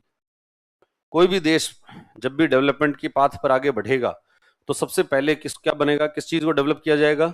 एग्रीकल्चर जो है डेवलप की जाएगी। एग्रीकल्चर जब तक डेवलप नहीं हुई थी, उससे पहले मनुष्य जो है वो सारा कहां पर रह रहा था? जंगलों में रहता था, और नोमैडिक लाइफस्टाइल थी। मतलब वो जो है वो हंटर गैदरर था, एक जंगल से दूसरे जंगल में जो है वो भागता रहता था, इधर उधर जो है चलता रहता था, और उस जंगल के अंदर जो उसको मिल जाता था उसको खा लेता था। कोई जानवर मिल गया तो जानवर खा लेता था, कोई फल सब्जी मिल गई तो उस चीज को खा लेता था। और वो जो कार्य उसका यही था, मूवमेंट जो है वो एक जगह से दूसरी जगह होता रहता था। तो इस तरीके से वो कई सालों तक जो है ऐसा करता रहा। और ऐसा कब तक करता हुआ? और जब तक कि उसने क्या नहीं सीखा? एग्रीकल्चर। और एग्रीकल्चर सीखने में भी लोग उसको, मनुष्य को बहुत टाइम लगा है। कृषि भी उसने इतनी जल्दी नहीं सीखी है। एग्रीकल्चर सीखने में भी कि भाई कभी अनायास ही कोई चीज खा रहा होगा और उसके बीज नीचे गिर गए, और जो बीज नीचे गिरे थोड़े दिनों बाद में उसमें से कुछ वापस पौधा हो गया, फिर से उसका अंकुरण हो गया। और जब ये पौधा देखा उसने तो उसका दिमाग चला गया, अरे यार ये क्या हुआ? इसका मतलब ये बीज नीचे गिरता है तो ये ऊपर आता है। तो अब हम ये बीज जो है गिर के देखते हैं। और उसने कई बार तो असफल प्रयास किए होंगे, कई सालों तक, कई सैकड़ों साल तो जो है वो मनुष्य को क्या नहीं आया? खेती करनी नहीं आई कि ये चीज बीज कहाँ डालने होते हैं, कैसे डालने होते हैं। कई असफल प्रयास जो उसने किए होंगे कि कई बार जो है उसने बीज डाल दिए ऐसी जगह पर जहां पर तेज बरसात आ रही है, और वो सब बहाया हुआ पानी आया और वो सारा ले गया। या फिर कोई पथरीली जगह है वहां पर डाल दिया, या कोई रेतीली जगह है उसके अंदर डाल दिया, या ऐसे समय पर डाल दिया जहां पर जब कोई बरसात हो ही नहीं रही है। तो ऐसे सब जगहों पर असफल रहा। फिर कभी वो जो किसी नदियों के किनारे गया और वहां जाकर उसने क्या डाले? बीज। और वहां पे जो बीज डाले गए उससे क्या हुआ? उत्पादन जो है उत्पादन हुआ। और उत्पादन हुआ तो उसने पहली बार सीखा एग्रीकल्चर को। किसको सीखा है? एग्रीकल्चर को सीखा। और जब एग्रीकल्चर सीखा तो उसका जो पहले जो लाइफस्टाइल चल रही थी, ये जो भागदौड़ की जो जीवन था कि भाई भागते जाओ इस जंगल से उस जंगल, उस जंगल से उस जंगल, ये जो भागदौड़ की लाइफ थी इसमें आया ठहराव, रुकावट आई। कि अब आपको उस जो आपने जो बीज डाले हैं वो बनेंगे, और उससे जो है वो आप वापस फसल लोगे तो इसमें लगेगा टाइम, और टाइम लग जाएंगे इसमें 3-4 महीने जो है लगेंगे। अब 3-4 महीने लगेंगे तो आपको वहीं रुकना पड़ेगा। अब रुकना पड़ेगा तो उसके लिए आपको कोई ना कोई रहने की व्यवस्था बनानी पड़ेगी, क्योंकि उसमें बरसात भी आ रही है, कभी धूप आ रही है, कभी तूफान आ रहा है, ये सब चीजें आ रही है। तो इससे अपने आप को सुरक्षित करना पड़ेगा। और सुरक्षा करने के लिए आपको जो है कोई ना कोई चट्टान के नीचे रुकेगा, या फिर किसी तरीके का आपको कोई ना कोई चीज बनानी पड़ेगी। तो पहले तो मनुष्य जो है उसने खड्डे खोद कर खड्डों में रहा है, पर खड्डों वाला जब उसको सूट नहीं किया कि नहीं यार ये तो बेटा नहीं मामला, तो फिर कोई चट्टान वट्टान उसने जो है वो लाकर, पत्थरों को लाकर एक जगह किया, और फिर ऐसे करके उसने घर बनाए। और घर बनाए, घर बनाने के बाद में जब वो रुकने लगा तो उसका परिवार विकसित हुआ। परिवार विकसित हुआ तो धीरे धीरे परिवार बड़ा हुआ, परिवार बड़ा होकर जो उसका गांव विकसित हो गया, और गांव विकसित हो गया तो धीरे धीरे जो है क्या बन गई? सिविलाइजेशन। किसकी क्या विकसित हो गई? सिविलाइजेशन, सभ्यता जो है सभ्यता विकसित हो गई। और सभ्यता कैसे विकसित होगी? जब लोग कहां पर रहने लगे? उस गांव के अंदर रहने लगे। और जब गांव में आप रहने लगोगे, आप जो एक जगह पर लंबे समय तक रहोगे तो आपको कई चीजों की, दूसरी चीजों की आवश्यकता भी होगी। कि आप जो है आपको खाना खाना है तो खाना खाने के लिए बर्तन चाहिए, तो बर्तन चाहिए तो कोई ना कोई बर्तन की इंडस्ट्री जो है लगेगी। रहने के लिए आप रह रहे हो तो आपको कपड़े चाहिए, तो कपड़े के लिए टेक्सटाइल की इंडस्ट्री जो है वो लगेगी। अगर आपको कोई यूं साज सज्जा के सामान चाहिए तो कोई कॉस्मेटिक की इंडस्ट्री या कोई दूसरी इंडस्ट्री जो है वो लग जाएगी। और इस तरीके की छोटे छोटे उद्योग जो है वो लगे। हालांकि बड़े स्तर पर उद्योग नहीं थे, बड़े स्तर पर काम क्या होता था? एग्रीकल्चर का ही होता था। और कई सालों तक ये एग्रीकल्चर जो है वो चलता रहा। तो जो भी अर्थव्यवस्थाएं डेवलप हुई वो सबसे पहले उन्होंने क्या करना शुरू किया? एग्रीकल्चर करना शुरू किया। और कई सालों तक ऐसा एग्रीकल्चर जो है वो करते रहे। फिर उसके बाद में अब ये एग्रीकल्चर जैसा पारंपरिक तरीका था, उस पारंपरिक तरीके से एग्रीकल्चर करते थे, उसमें कोई इनोवेशन नहीं होता था। पर यूरोप के अंदर, मैंने तुम्हें बताया था कि यूरोप के अंदर जैसे ये जब मानववाद आया, या यूरोप का जो डार्क एज खत्म हुई, इसको कहा जाता है एनलाइटनमेंट। यूरोप के अंदर प्रबोधन और पुनर्जागरण का एक काल है। और उस प्रबोधन और पुनर्जागरण के काल के अंदर क्या हुआ? एनलाइटनमेंट और रेनेसां का जो पीरियड है, उस रेनेसां के पीरियड में लोगों ने ये माना कि संसार के अंदर ईश्वर सबसे महत्वपूर्ण नहीं है। पहले क्या मान लिया था? ईश्वर को सबसे महत्वपूर्ण मान लिया। और ईश्वर को सबसे महत्वपूर्ण मान लिया तो धर्म का बोलबाला बहुत ज्यादा हो गया। और जब धर्म का बोलबाला ज्यादा हो गया और किसी भी चीज का बोलबाला अगर बहुत ज्यादा होगा तो एक समय के बाद में उसमें करप्शन आने शुरू हो जाएंगे। और धर्म के अंदर भी ऐसे करप्शन आने शुरू हुए, और धर्म के अंदर जब ऐसे करप्शन आने शुरू हुए तो लोगों ने उसका विरोध करना शुरू किया। और विरोध करना शुरू किया तो कुछ लोगों ने ये कहना शुरू कर दिया कि नहीं यार, ईश्वर इंपॉर्टेंट नहीं है, सबसे इंपॉर्टेंट कौन है? मनुष्य, ह्यूमन बीइंग जो है वो सबसे इंपॉर्टेंट है। कहा था रूसो आया था और रूसो ने कहा कि क्या होता है? स्वतंत्रता, समानता और बंधुत्व, ये तीन गुण जो है वो तीन चीजें देके गया था। तो उन लोगों ने ये कहा कि मनुष्य सबसे इंपॉर्टेंट है। और मनुष्य सबसे इंपॉर्टेंट क्यों है? क्योंकि मनुष्य में बुद्धि, ह्यूमन बीइंग में क्या होती है? बुद्धि होती है, और वो अपनी बुद्धि का इस्तेमाल करना जानता है, वही मनुष्य है। जो अपनी बुद्धि का इस्तेमाल कर सकता है वही मनुष्य है, बाकी जो बुद्धि का इस्तेमाल नहीं कर सकता वो मनुष्य नहीं है। ठीक है, तो इसलिए उन्होंने इस बुद्धि के ऊपर जोर दिया, और बुद्धि पे जोर दिया तो सब जगह कहा कि सब जगह अपनी बुद्धि का प्रयोग करो, कहीं पर ऐसा नहीं होना चाहिए जहां बुद्धि का प्रयोग नहीं कर रहे, सब चीजों को रीजन से देखो। तो उन्होंने कहा यार अपने एग्रीकल्चर करते हैं, खेती करते हैं, इसमें बुद्धि लगाते हैं, दिमाग लगाओ उसके अंदर। और दिमाग लगाकर क्या किया कि ये जो खेती करते हैं इसका उत्पादन कैसे बढ़ा सकते हैं, इसे प्रोडक्शन को कैसे बढ़ाएं, और प्रोडक्शन को बढ़ाने के लिए अपन को क्या करना पड़ेगा? कुछ इनोवेशन करो इसके अंदर, कि अपन जो खेती कर रहे हैं इसका पहले तो एक टाइम टेबल बनाओ, एक कैलेंडर बनाओ कि कौन सा बीज कब जो है वो डाला जाना चाहिए, कब तो डाला जाना चाहिए, कब फसल काटी जानी चाहिए। अगर ये आपने डिसाइड कर लिया तो आप काफी सारी अच्छे फसल जो है वो ले सकते हो। इसके अलावा जो आप नेचुरल फर्टिलाइजर है, जो जमीन में फर्टिलाइजर है, उसके ऊपर क्यों डिपेंडेंट हो? इसके अलावा आप ऊपर से फर्टिलाइजर डाल सकते हो, तो केमिकल फर्टिलाइजर जो है उसका प्रयोग किया जाए। अपन जो है वो बारिश के लिए बारिश पर भरोसे मत रहो, सिंचाई के दूसरे साधन जो है वो विकसित किए जाएं, तो सिंचाई के कुछ साधन विकसित किए गए। इस तरीके से कृषि का उत्पादन क्या होने लग गया? बढ़ने लगा। और जब कृषि का उत्पादन बढ़ा, एग्रीकल्चर की ये जो रिवोल्यूशन हुई, एग्रीकल्चर रिवोल्यूशन के बाद इसका जैसे उत्पादन हुआ, जैसे मान लो पहले 10 बोरी का उत्पादन हो रहा है और अब 5 से ही 10 बोरी का उत्पादन हो रहा है, यानी इसका मतलब वो 5 बाकी क्या हो गए? फ्री। और ये फ्री हो गए, ये लोग कहां पर आ गए? ये लोग जो है वो शहरों की तरफ जाने लग गए, और शहरों की तरफ जाकर उन्होंने कहा कि भाई हम फ्री हैं तो कुछ दूसरा काम कर लेते हैं, खेती करने से तो कोई फायदा है नहीं, खेती में तो वैसे ही हो रहा है काम। तो ये जो 5 लोग फ्री हो गए, ये कहाँ है? शहरों में। और शहरों में आकर इन्होंने काम करना शुरू किया। अब काम करना शुरू किया तो शुरू शुरू में तो क्या ही काम मिलेगा? कोई आदमी जो है वो खेती से आएगा और पहली बार आकर अगर किसी इंडस्ट्री के अंदर, उद्योग में अगर काम मांगेगा तो क्या काम देंगे उसको? कि भाई काम चाहिए मुझे, क्या आता है तेरे को? आता क्या? आता तो कुछ नहीं है, हट्टा कट्टा है। तो काम जो है वो मतलब ये भागदौड़ का काम कर सकता हूँ और तो कुछ आता नहीं है। तो उसको शुरुआत में तो मजदूरी का काम जो है वो दिया जाएगा। जैसे अगर कोई कंस्ट्रक्शन की साइट चल रही है तो उस कंस्ट्रक्शन की साइट पे ये कहेंगे कि भाई ऐसा कर, ये पत्थर पड़े हैं, पत्थर उठा के इधर रख दिया कर, ये ईंट पड़ी है इसको इधर रख दिया कर। और वो आदमी उस काम में लग जाएगा, और उस काम से जो है वो धीरे धीरे काम करेगा। काम करते करते देखेगा कि यार अपन तो ये पत्थर डालते हैं। एक दूसरा आदमी है जो क्या करता है, वो बजरी लेता है, वो सीमेंट लेता है, पानी लेता है, घोल तैयार करता है। ये करता क्या है ये? और उसको देख देख के उसने देखा करे यार ये घोल तो मैं भी तैयार कर सकता हूँ, ले करके बताया एक दिन। और करके बताया तो उसने कर दिया तो उसको मतलब थोड़ी स्किल का लेवल क्या हो गया? थोड़ा सा बढ़ गया। फिर कहा अच्छा अब ये घोल तैयार हो गया है, अब ये इसको कहते हैं मसाला। अब ये मसाला किसको देकर आना है? उधर वो कारीगर है, उसको देके आना है। वो बना रहा है दीवार, तो कारीगर के पास गया, कारीगर को देखा कि वो क्या कर रहा है। वो ऐसे लेता है मसाला, एक ईंट लेता है, उसमें यूं डालता है, फिर एक ईंट रखता है, फिर एक ईंट रखता है, फिर यूं रखता है। और जब यूं देखा उसने तो कहा यार ये तो मैं भी कर सकता हूँ, ये काम कारीगर जी एक दिन मुझे बताओ। कारीगर जी ने पहले पहले तो मना ही कर दिया होगा, कह रहे हैं तेरे बस की बात नहीं है, तू तेरा काम किया कर, मेरे वाले काम में हस्तक्षेप करने की जरूरत नहीं है। पर जिस दिन उस कारीगर को यूं थोड़ा आलस आ रहा होगा या उसकी तबीयत खराब होगी, उस दिन वो कहेगा कि यार तू उस दिन कह रहा था कि तू भी कर सकता है, तो एक काम कर, तू करके देख, मैं यहाँ सो रहा हूँ, सोते सोते मैं देख रहा हूँ, अगर कोई गलती होगी तो मुझसे पूछ लेना, बाकी तू करके देख। वो कहे हो साहब आप तो बस हुक्म करो।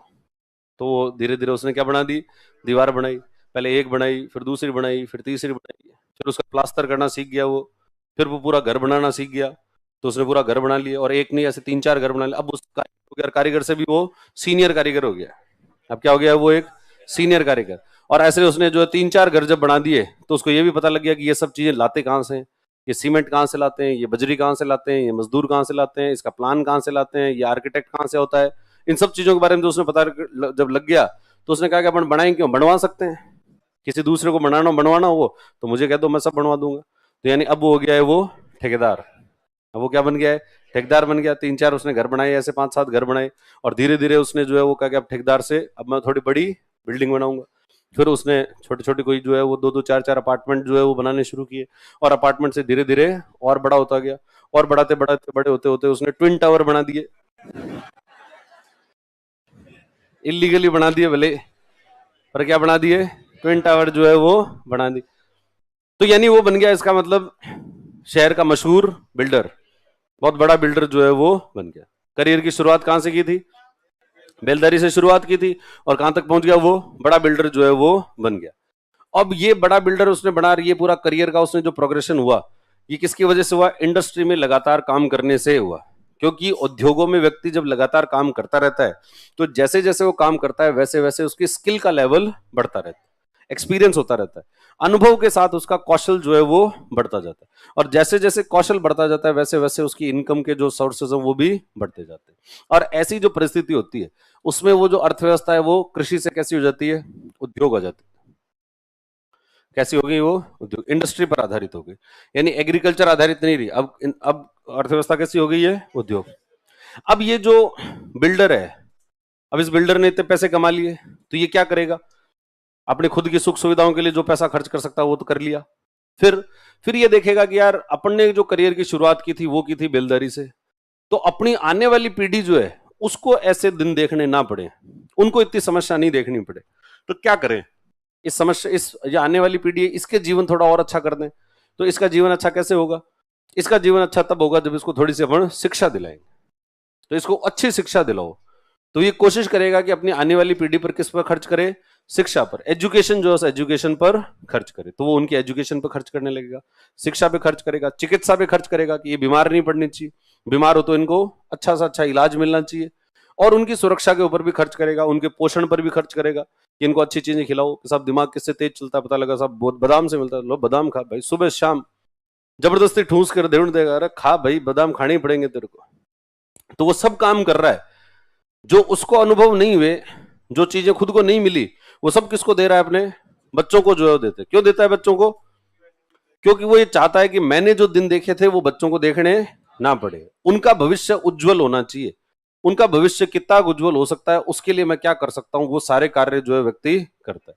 और जब ऐसा निवेश होता है शिक्षा चिकित्सा में, जो इन्वेस्टमेंट होता है, तो जो आने वाली पीढ़ी होती है उसकी स्किल का लेवल पहले से ही बहुत ज्यादा होता है, उसको स्किल के लिए ऐसा घिसना नहीं पड़ता, वो पहले से ही कहीं पर किसी प्रोफेशनल कोर्स उसने किया है, या कोई नॉलेज उसने अच्छी सी गेन कर ली, वो कोई डॉक्टर बन गया, कोई इंजीनियर बन गया, कोई जो है वो लॉयर बन गया, कोई सीए बन गया, तो ऐसी चीजों को उसने प्राप्त कर लिया।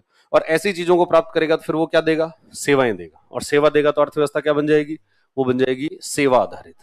अर्थव्यवस्था क्या बन जाती है, सेवा, सर्विस बेस्ड जो इकोनॉमी बन जाती है। तो किसी भी देश की अर्थव्यवस्था का जो डेवलपमेंट हुआ है वो इन्हीं 3 स्टेजेस से होता है। सबसे पहले वो क्या होती है, कृषि आधारित, फिर उद्योग आधारित, और फिर सेवा, सर्विस बेस्ड जो इकोनॉमी बनती है। सब देश जितने आज तक डेवलप हुए हैं वो सब इसी तरीके से डेवलप हुए हैं। इसका एकमात्र जो है वो जो अपवाद है वो कौन है, वो है मेरा भारतमान। अपन जो है यहाँ एग्रीकल्चर से सीधे कहां पहुंच गए, यहाँ पहुंच गए, अपन ने इसको बाईपास कर दिया, इंडस्ट्री जो थी उसको क्या कर दिया, बाईपास जो है वो कर दिया। इसीलिए भारतीय अर्थव्यवस्था में काफी ज्यादा प्रॉब्लम्स या एनोमलीज जो है वो देखी जाती है, एक जो है वो असंतुलन देखा जाता है, वो किसकी वजह से देखा जा रहा है, इसके कारण।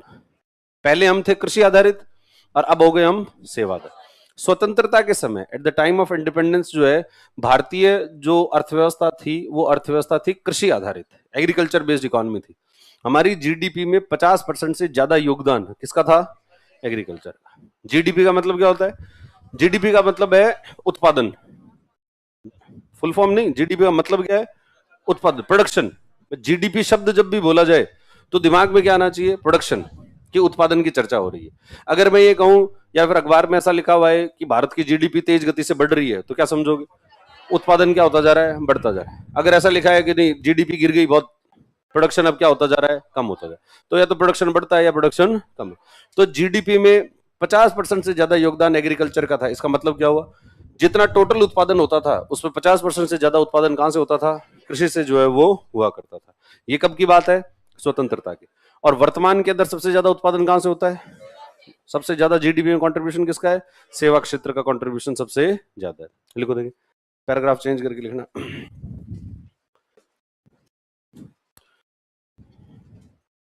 किसी भी देश की अर्थव्यवस्था का विकास 3 चरणों में होता है।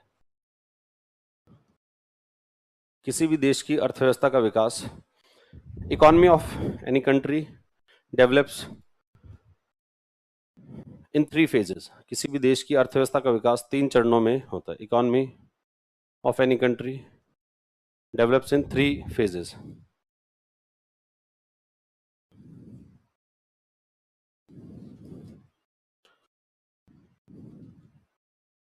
किसी भी देश की अर्थव्यवस्था का विकास 3 चरणों में होता है। पहला कृषि आधारित, या फिर ऐसे मान लो, कृषि आधारित अर्थव्यवस्था, उद्योग आधारित और सेवा आधारित। एग्रीकल्चर बेस्ड इकोनॉमी, कृषि आधारित अर्थव्यवस्था, उद्योग आधारित अर्थव्यवस्था, कृषि आधारित, उद्योग आधारित और सेवा आधारित।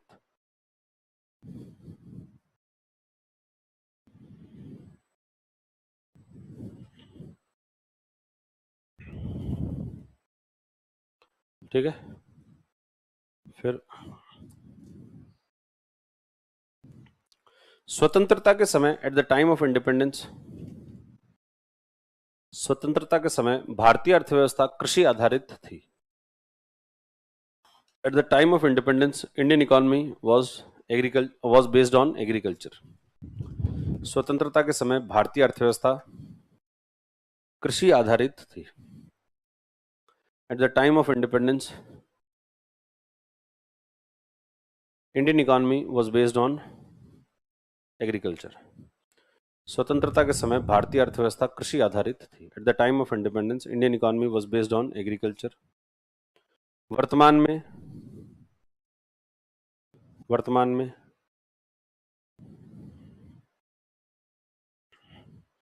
यह सेवा आधारित है। At present it is based on services. वर्तमान में यह सेवा आधारित है। At present it is based on services. क्योंकि जीडीपी का लगभग, बिकॉज अराउंड 54% ऑफ जीडीपी, क्योंकि जीडीपी का लगभग 54%,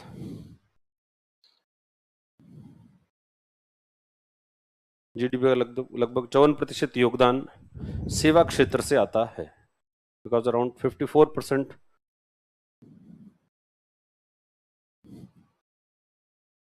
because around 54% of GDP comes from service sector. GDP का लगभग 54% योगदान सेवा क्षेत्र से आता है। तो इसलिए अर्थव्यवस्था अपनी कैसी है? सेवाधार। परंतु अर्थव्यवस्था तो सेवा आधारित है, उत्पादन में तो सबसे ज्यादा योगदान है सेवा का, पर रोजगार के अंदर उतना योगदान नहीं, क्योंकि सेवा क्षेत्र जो है वो बहुत ज्यादा रोजगार जनरेट नहीं कर सकता। भाई एक अगर सिटी है तो कितने डॉक्टर हो सकते हैं उसमें? लिमिटेड ही होंगे। कितने लॉयर हो सकते हैं, कितने जो है उसमें सीए हो सकते हैं, इन सब की संख्या क्या होगी? बहुत लिमिटेड होगी, क्योंकि इसके लिए जो स्किल का लेवल चाहिए बहुत ऊंचा चाहिए, तो बहुत कम ही लोग हो सकते हैं। मेजोरिटी जो है वो इस पर नहीं आएगी। मेजोरिटी तो किस पर जाएगी? वो फिर वापस एग्रीकल्चर पर ही जाएगी। इसलिए कृषि का योगदान अभी भी उत्पादन में तो नहीं है, जीडीपी में उतना योगदान नहीं है, पर रोजगार के अंदर जो है अभी भी लगभग 50% लोग जो है प्रत्यक्ष और अप्रत्यक्ष रूप से किस पर निर्भर हैं? वो कृषि पर निर्भर। देखो, परंतु लगभग 50% जनसंख्या, बट अराउंड 50% पॉपुलेशन, लगभग 50% जनसंख्या प्रत्यक्ष और अप्रत्यक्ष रूप से कृषि पर निर्भर है। अराउंड 50% पॉपुलेशन इज डायरेक्टली और इनडायरेक्टली डिपेंडेंट ऑन एग्रीकल्चर। लगभग 50% जनसंख्या प्रत्यक्ष और अप्रत्यक्ष रूप से कृषि पर आधारित है। Around 50% population